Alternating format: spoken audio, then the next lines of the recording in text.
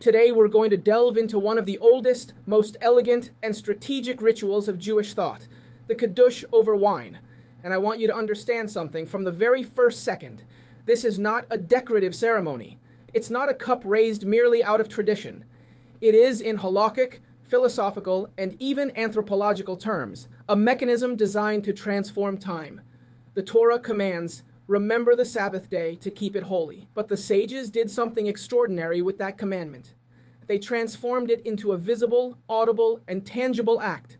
They created a system where a person takes a cup, pronounces specific words, and with that declares that they have crossed an invisible boundary, the boundary between the profane and the sacred. And here the wine appears, which is not an accessory. The wine is a legal vehicle. It is the foundation upon which the sanctification of the day rests.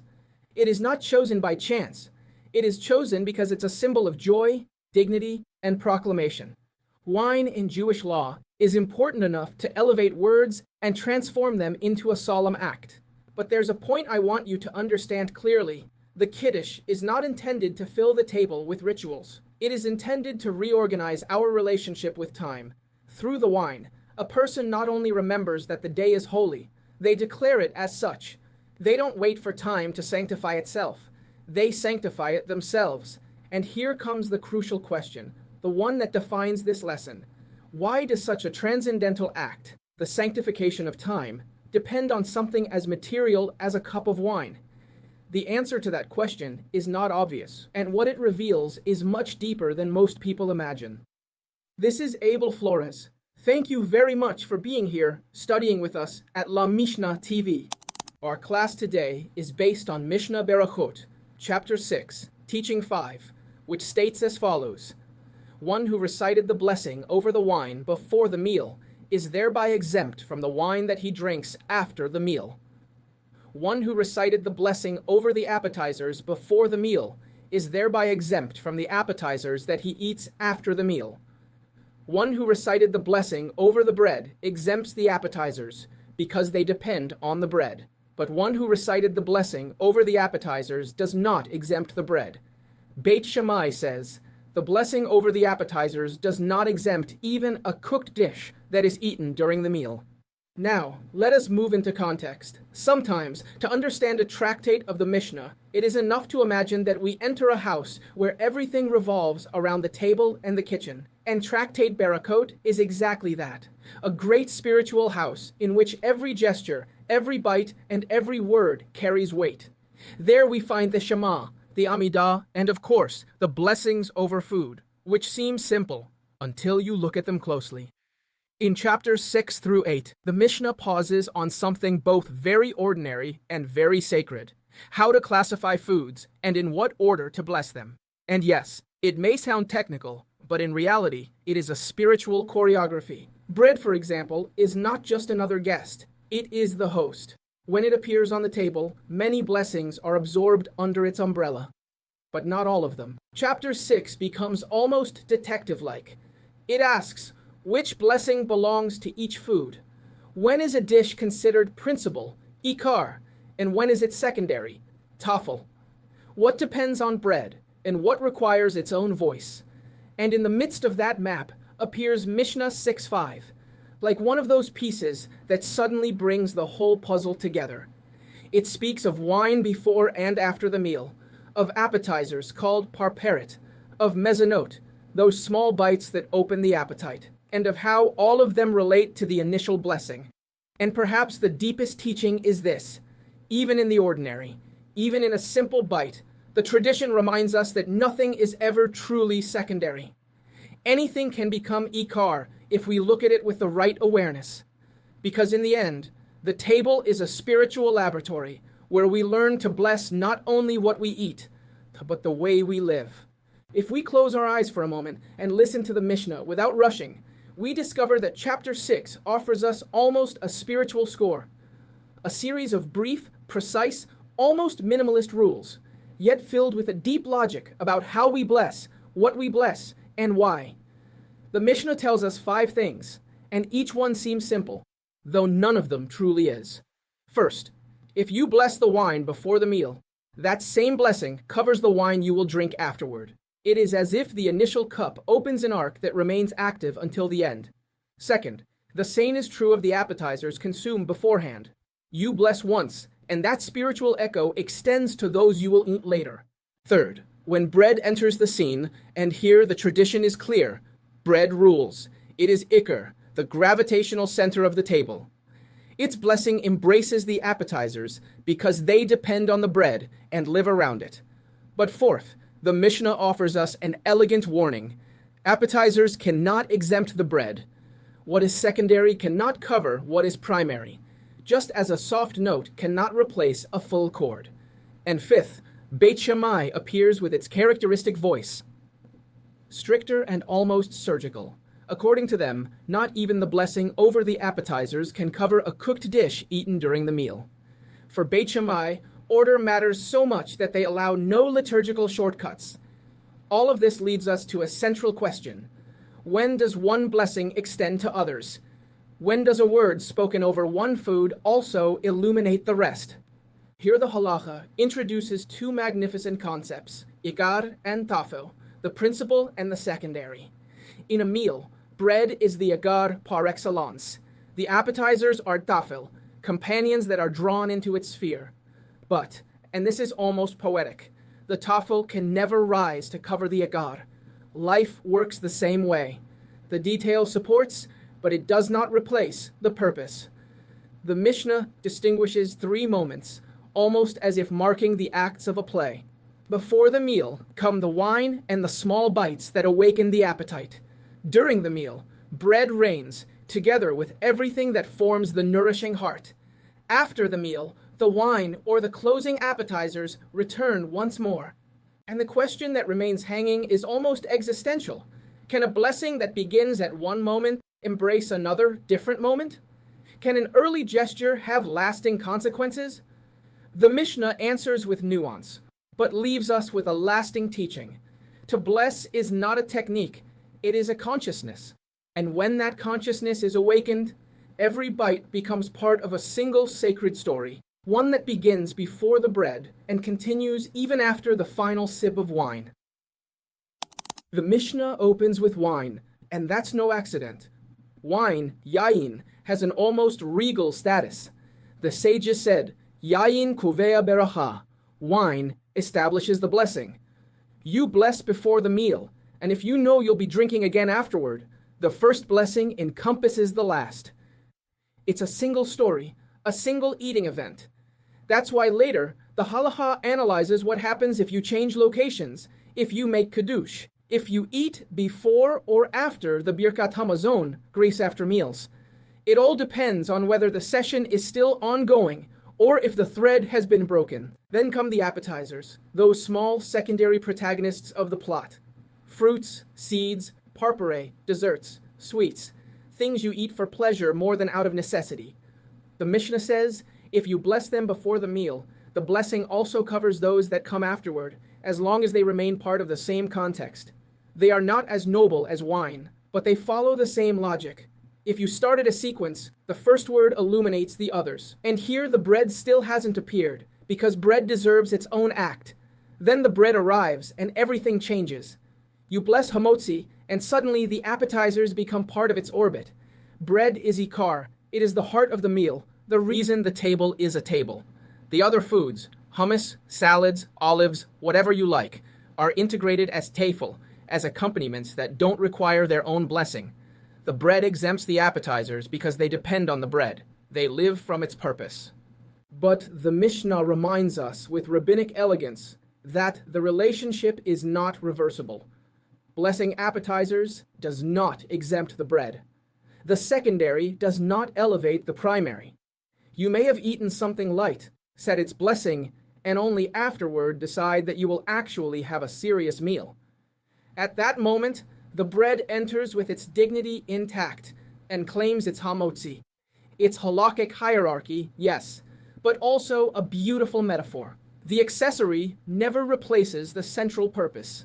And then Beit Shammai appears, always stricter, like the professor who raises an eyebrow and says, not so fast. For them, appetizers don't exempt even a cooked dish eaten during the meal. Not an orange, not a stew, not a hot dish, nothing that constitutes a real meal is covered by the short blessing at the beginning. Each significant food item deserves its own acknowledgement. Beit Hillel, later, softens this stance and understands that the diner's intention, the context of the meal, and the continuity of the act are decisive factors. But the tension between Shammai and Hillel leaves us with a beautiful lesson. Blessing isn't about reciting technical words.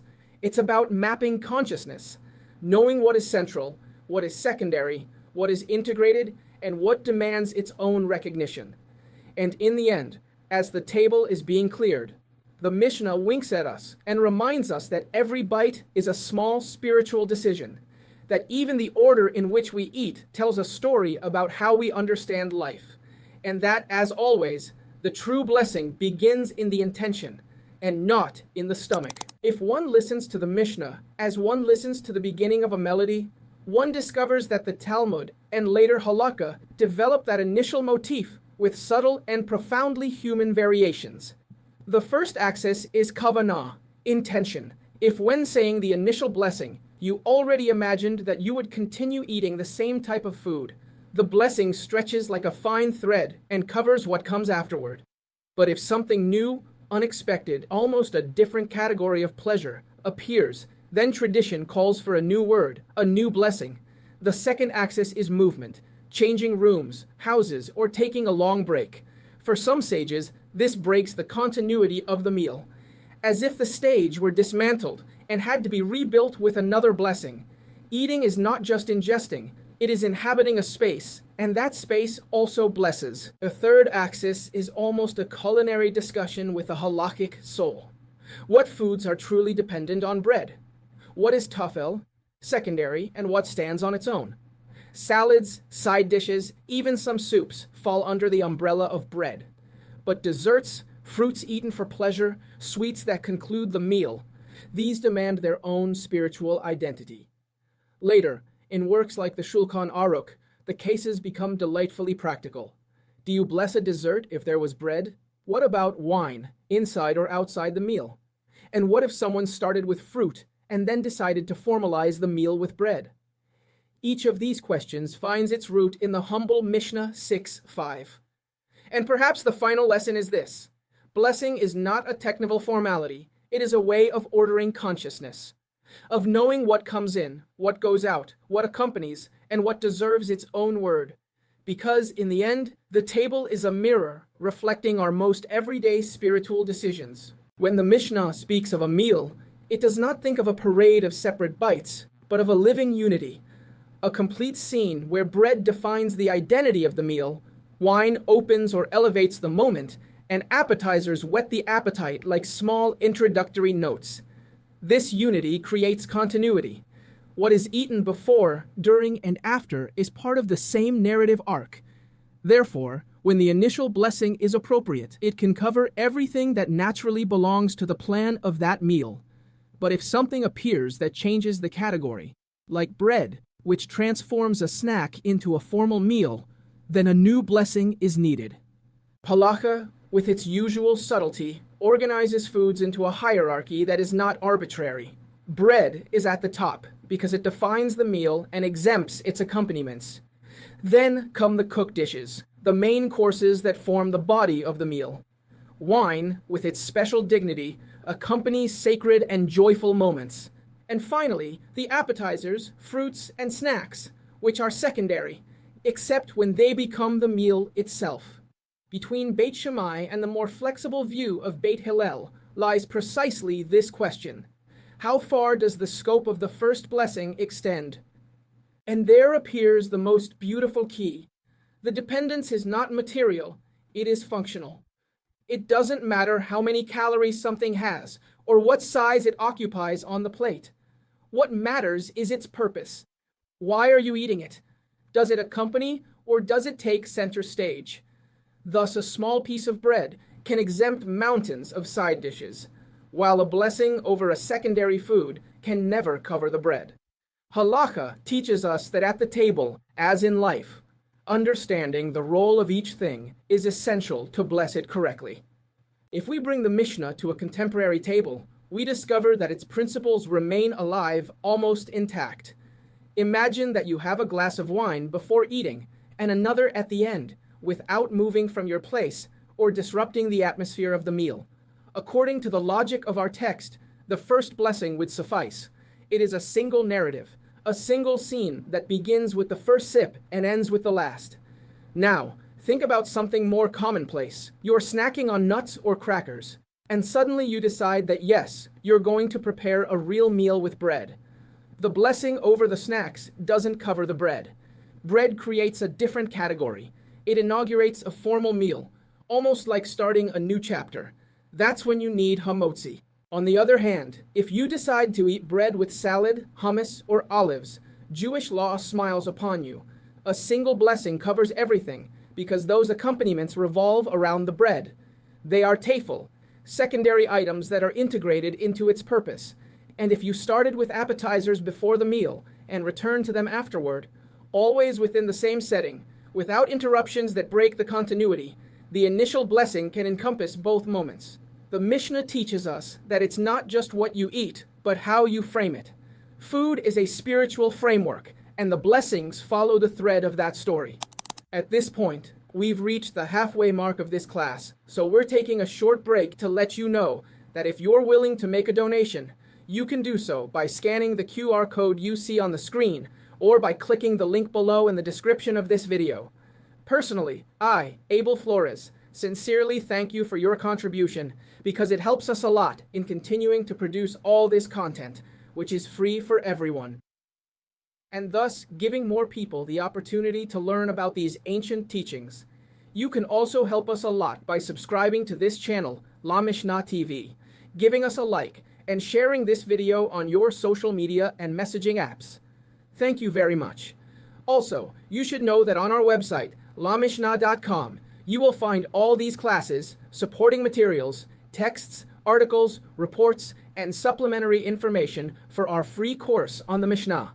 Now, don't go anywhere because we're continuing with our class. When we speak of Kiddush, we are not just talking about a raised cup, but about a moment when time stands still and the world for a moment changes color. Kiddush is the gateway to Shabbat and the holidays. A simple, almost minimalist gesture, yet charged with an ancient spiritual power, sanctifying time through the word and through wine. The Torah gives us the commandment in two voices. Zachor et Yom HaShabbat lekadsho. Remember the Sabbath day to keep it holy, says Exodus. And Deuteronomy adds Shamor, observe it. The sages understood that remembering means pronouncing, declaring aloud that the time that is coming is different, sacred. That is why Kiddush opens Shabbat and Havdalah bids it farewell. Two borders for the same sacred territory. The oral Torah develops this intuition with the finesse of a craftsman. In Pesachim 106a, the Gemara teaches that Kiddush must be recited at the beginning of Shabbat, with clear, audible, public words. It is not an intimate whisper, it is a declaration, and the sages choose wine as its vehicle, because wine elevates, gladdens, and dignifies. It is not decoration, it is a halakhic instrument, almost a ritual seal that transforms a phrase into an act of sanctification. Thus, every Friday night, when the world rushes by, and suddenly we decide to slow down, we raise the cup and proclaim that time is not a blind river. Time can be blessed, remembered, and observed. Wine helps us to do so with solemnity and joy, and Kiddush, with its blend of word and taste, reminds us that holiness is not far away. It is right here, at the table at home, waiting for someone to say, Shabbat has begun. Wine, within halakha, is not simply an elegant drink. It is a ritual support, a portable stage where holiness becomes audible. The sages viewed it through the lens of the psalmist, when in Tehillim we read, V'yayeng yesamach levav enosh, wine gladdens the heart of man. That joy is not frivolity, it is spiritual dignity, the ability to elevate the moment and clothe it in celebration. That is why wine becomes a vehicle for formal acts. It is in the Kiddush that opens Shabbat, in the Havdalah that bids it farewell, in the 7 blessings of a wedding, in the Brit Milah, on the nights of Passover with its 4 cups, and even in the Mishnah Berakhot of the Birkat Hamazon on holidays. Where there is wine, there is declaration. Where there is declaration, there is a bridge between the everyday and the sacred. And there appears the exquisite concept of kos shel beracha, a full, dignified cup that receives the blessing and amplifies it. It is not just a vessel, it is a small domestic altar. The wine gives body to the word, and the word sanctifies the wine. Thus, each sip becomes a witness to a solemn act, reminding us that sometimes holiness needs a material support, and wine, with its profound joy, is the oldest and most faithful of all. When we enter the technical realm of Kiddush, we discover that every detail has the elegance of a carved jewel. The cup, for example, is not just any accessory. It must contain at least a revi'at, be clean, intact, and preferably full to the brim. Not out of whim, but because that visual fullness is part of the honor we give to Shabbat. The one who recites the Kiddush is usually the most respected figure in the household. It is not just a matter of protocol, but of representing the family in the act of sanctification. The one who pronounces the words must do so with the intention of including everyone, and those who listen must respond Amen, like someone signing a shared spiritual document. That is why tradition prefers the communal or family Kiddush. Holiness, when shared, grows. The nighttime Kiddush follows a structure that combines poetry and precision. Sometimes it begins with introductory verses, then the blessing over the wine, Borei Peri Hagefen, and then the great declaration of sanctification, Vayehiulu, followed by Baruch Atah Mekadesh HaShabbat. On holidays, the Shehechianu blessing also appears, that blessing which expresses gratitude for the opportunity to have reached this moment alive. During the day, the Kiddush is shorter. It doesn't need to repeat the sanctity already established the previous night. It simply honors the day with Borei Peri Hagefen, and a phrase that reminds us that this time is special. It's a gentle reminder, almost a luminous echo of the night before. And so, between cup, word, and intention, the Kiddush transforms the table into a small sanctuary, where time becomes sacred with the delicacy of a gesture.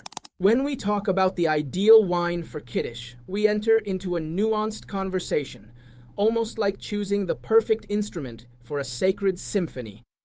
Halacha requires something very simple, and at the same time very demanding, that it be authentic wine, worthy and suitable for drinking. Traditionally, red wine is preferred because in the rabbinic sensibility, red has an air of nobility, depth, and solemnity. But tradition also knows how to be pragmatic. If white wine is better, more pleasant, or of superior quality, many authorities accept it without hesitation. Then there's the modern question: what about grape juice? For some poskim, the juice fulfills the halakhic definition of wine. For others, only when its essence, its wine character, remains recognizable. In practice, most allow it, especially when it facilitates the participation of children, the elderly, or people who avoid alcohol. Halacha, after all, values inclusion more than sophistication. And of course, in contemporary times, the issue of mevushal, or pasteurized, wine arises. Does it lose its dignity? Does it lose its status as suitable for the altar wine? The discussion is lively, but the majority conclusion is clear. It can be used for Kiddush without a problem.